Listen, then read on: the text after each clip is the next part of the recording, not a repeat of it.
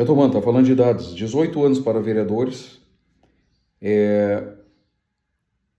21 anos é regra geral para praticamente todo mundo. Prefeito, deputado estadual, deputado federal, distrital, vice-prefeito, né? O vice, quando fala prefeito, já pensa, e o juiz de paz. O juiz de paz é aquele que faz casamento lá, né? Tá? No cartório, no registro civil, tá? Então, 18 anos, vereador, 21 anos para praticamente todo mundo. 30 anos para governador e vice-governador. E 35 para o presidente da República, vice-presidente e senadores. Então pensa assim, para ficar mais fácil. Vereador é 18, 30 para governador do estado e o vice dele, e 35 para presidente, vice-presidente e senador. Todos os demais é 21 anos. Entenderam? Vão por exclusão. Uma vez eu fui lá no Congresso Nacional e um rapaz lá estava dando uma palestra lá, que eu fui várias vezes, mas teve uma que eu fui como turistão mesmo no final de semana, para ver, eu passei guiado, e tinha uma pessoa lá dando como guia, né? E ele falou assim, não, porque olha só, a cara, aí mostrou os senadores, né, as fotos dos senadores, e ele falou que eram todos idosos, assim, e tinha que mudar aquilo ali, tinha que ter juventude ali. Eu fiquei louco para falar para ele, não poderia ter juventude, porque o senador, a idade mínima é 35 anos, não tem como ter um jovem lá com 20 anos, ou 21 anos. O Senado, ele foi criado na Grécia Antiga, ele é feito para justamente os anciãos, né? Em Atenas, né? São os anciãos, então é por isso que não pode ter jovem lá no Senado, tá, pessoal? É 35 para cima, tá? Fiquei quieto, lógico, né? Para atrapalhar a visita ali do que estava sendo feita, tá, pessoal? Então, é isso. As idades. A gente sabe que presidente, governador e prefeito e quem substituiu, né, no mandato só pode ser reeleito para um único período, né? Não pode ser presidente pro resto da vida. Aqui no Brasil só tem uma reeleição, governador e prefeito, que são os chefes do Poder Executivo. Quando o cara vai se candidatar, essas pessoas que eu falei agora, né, do Poder Executivo, ele tem que renunciar até 6 meses antes da candidatura, ele renuncia, porque para evitar o abuso da máquina pública, né, do poder público, né, para fazer campanha antecipada. São inelegíveis no território desse titular, dessas pessoas também, do Poder Executivo. Inelegíveis os parentes ali, consanguíneos afins até o 2º grau, deles todos, do presidente, do governador e dos prefeitos, tá? E quem substituiu dentro dos 6 meses anteriores. Inelegíveis dentro daquele território, para evitar da família do cara ser até o 2º grau. Tu sempre vai no tronco comum, no pai ou na mãe, por exemplo, o 1º grau filho é 1º grau em relação ao pai e à mãe. E é 1º grau em relação ao filho dele, no caso, né? Entenderam? Uma pessoa, o pai e a mãe dele é 1º grau, e o filho dele é 1º grau. Tu vai ter o pai e a mãe, na linha colateral, o irmão já é 2º grau. Tu vai ter o pai e a mãe que é 1º grau e o irmão 2º grau, entenderam? O sobrinho já é 3º grau, então aqui a gente tá falando até 2º grau somente. Decorem isso aqui, tá? Então, o irmão é 2º grau, o sobrinho já pode ser eleito como vereador, por exemplo, o cara é eleito prefeito e o sobrinho dele pode ser vereador? Pode, porque já é 3º grau, não é mais 2º. O irmão pode ser vereador? Não. Salvo se ele já tinha mandato, aqui tem uma exceção. Então vai lá o cara, vamos para a prática. O cara se candidata a prefeito e a mulher dele se candidata a vereadora. Não pode, tá? Qual é a exceção? Se ela já era vereadora antes de se candidatar a prefeito, aí não tem problema. Aí ela pode se candidatar à reeleição, tá? Que é para evitar da família dominal, aquela que é muito comum, né? Ou era muito comum, a família dominal a política num determinado local, tá? Militares, como é que funciona? Agora, principalmente para a Brigada dos Bombeiros. O militar alistável é elegível. Qual é o único militar que não é alistável? O conscrito, que é o cara que é o recruta. Todos os demais, tirando o recruta, são alistáveis, né? O alistamento eleitoral. Podem votar. Ele é elegível. Também pode ser votado, tá? As condições, então, para o militar se candidatar. Se ele tiver menos de 10 anos, isso aqui vale para a Brigada e para os Bombeiros, tá? Se ele tiver menos de 10 anos, ele é afastado da atividade. Ele vai perder o emprego, a verdade é essa. É afastado da atividade. Menos de 10 anos como militar, tanto das Forças Armadas quanto das polícias militares e dos bombeiros militares. Se ele tiver mais de 10 anos, ele já tem estabilidade na polícia militar ou nos bombeiros militares ou nas Forças Armadas. Então ele é agregado pela autoridade superior Agregado significa, ele entra numa licença, ele para de trabalhar, mas segue recebendo o salário dele. Se eleito, passa automaticamente no ato da diplomação para inatividade. Então ele fica agregado, o militar então ele se candidata e fica o militar ele é proibido de ser filiado a partido político. Como é que ele faz? Quando ele for se candidatar, ele fica agregado, então ele se afasta da atividade militar, daí ele se filia. Daí ele se filia ao partido político para poder se candidatar. Tá? Ele fica recebendo o salário dele normal, uma licença, na verdade. Se ele for eleito no momento da diplomação, que é quando tem um diploma mesmo, que os parlamentares ganham, os políticos, né?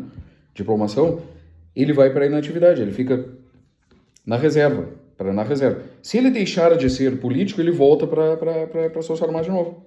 Ou para a Polícia Militar, para os bombeiros militares. Porque ele já tem garantido a estabilidade com mais de 10 anos. Tá bom? É isso, bem tranquilo. Menos de 10 anos, aí sim, aqui o cara se ferra. Se ele se candidatar, né?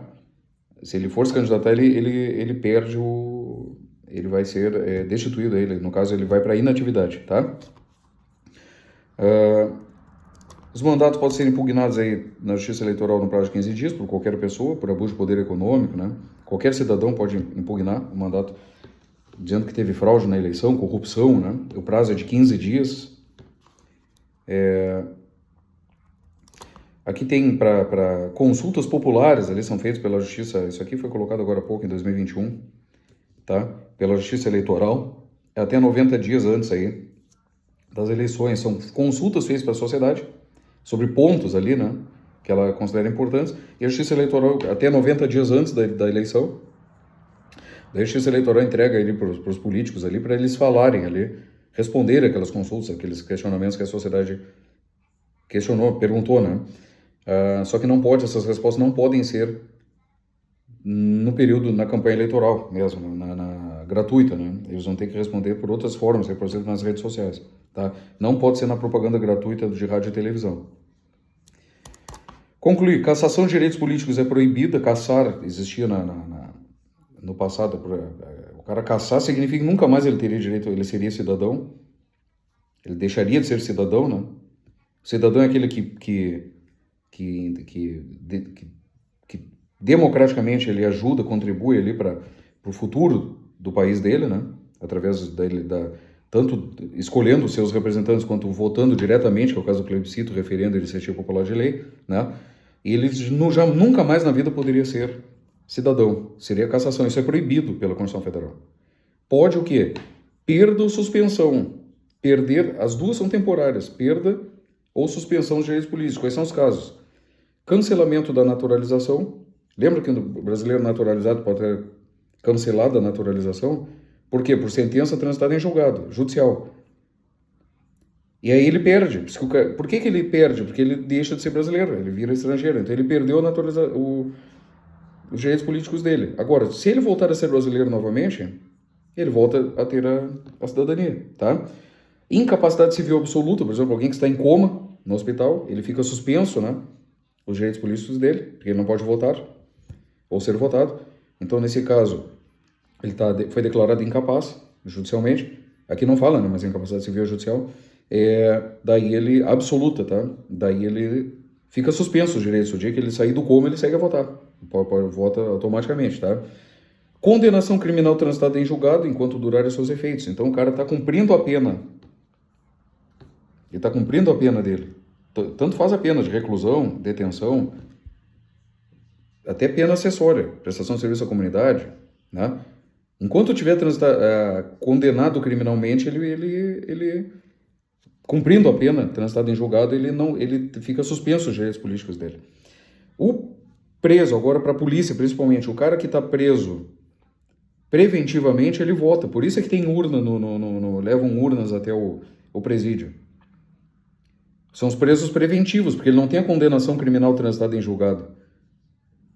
Está preso preventivamente, teve uma eleição, ele tem direito a votar, ele é cidadão, tá? Tem direito a votar, por isso que vai a urna para o presídio. Os que estão condenados definitivamente, aí sim, esses aí não votam porque está suspenso, tá?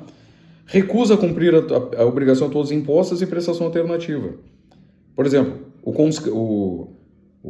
recruta, o rapaz lá com 18 anos lá que não quer servir de jeito nenhum ao exército, alistamento militar obrigatório, as Forças Armadas, né? Beleza, ele não quer, ele pode alegar escusa de consciência. Daí, não quero servir, não quero ser militar. Aí tem uma pena alternativa, tem uma prestação alternativa para ele, tá? Uma prestação alternativa. Trabalhar, sei lá, no próprio exército, mas na parte administrativa. Ele não vai tocar em arma, ele vai ficar só mexendo com papel, com papelada lá, tá? Não, nem isso eu quero cumprir. Então, nesse caso, tu vai ficar com os direitos políticos suspensos até tu cumprir. O cara vai ter 50, 60 anos. Enquanto ele não cumprir, ele tá com os direitos políticos suspensos. Aí ele vai ter que ir lá no exército, lá com 60 anos de idade. Não, eu quero votar agora, tá? Então, eu passei num concurso público lá, eu quero tomar posse, e lá me pediram a quitação das obrigações eleitorais, né? Então, cara, eu vou ter que ficar esse tempo aqui, cumprir a minha obrigação militar aí. E aí ele cumpre, no outro dia ele já tá com os direitos políticos dele de novo, tá? E por fim, a improbidade administrativa. Improbidade administrativa, que nós falaremos dessa lei, né? É um processo civil, né? Um processo de juiz civil, em que o cara é condenado ali por desonestidade, basicamente, deslealdade com o órgão público onde ele trabalha. Daí ele, por desvio de dinheiro público ou por chama malbaratamento de dinheiro público, que é fazer o orçamento público perder dinheiro público mesmo de forma desnecessária, né? Não ter os devidos cuidados com a gestão do dinheiro público, ou a imoralidade administrativa, que nós falaremos, tá? Mas ele é condenado por improbidade administrativa, até 8 anos, a gente falaremos lá dos prazos, né? Tem até mais, tá? Na lei de improbidade administrativa, enquanto ele tiver com a suspensão dos direitos políticos aplicados por esse juiz, ele está com os direitos políticos suspensos, é isso, judicialmente também, tá? Para terminar, a lei que alterar o processo eleitoral aí, ela só se aplica um ano após a data de sua vigência. Ela é publicada, né? Uma lei que altera o processo eleitoral, qualquer coisa que seja alterada, ela entra em vigor, mas ela só é aplicada um ano após a sua vigência, tá? Que é um prazo aqui decorado que é importante para o concurso, tá? Valeu, um abraço.